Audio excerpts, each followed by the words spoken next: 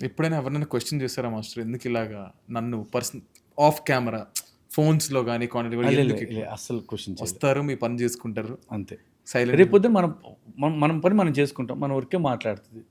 Master ఎప్పుడైనా మీరు choreography చేసిన సాంగ్‌కి వేరే వాళ్ళు క్రెడిట్స్ ఇవ్వడం జరిగిందా? ఓకే. మేము కొరియోగ్రాఫర్స్ ఫీల్ అయ్యేది ఏంటంటే, ఇప్పుడు కొరియోగ్రాఫర్ అనేవాళ్ళు ఇంత కష్టపడి చేస్తే యూట్యూబ్‌లో క్రెడిట్స్ కింద ఇంకెక్కడైనా కొరియోగ్రాఫర్ పేరు ఉండదు. అక్కడ బాధేస్తది. అరే సాంగు రిలీజ్ చేస్తున్నారు. ఓకే. మ్యూజిక్ డైరెక్టర్ చేశారు. మ్యూజిషియన్స్ చేశారు. అందరూ చేశారు. Choreographer AD?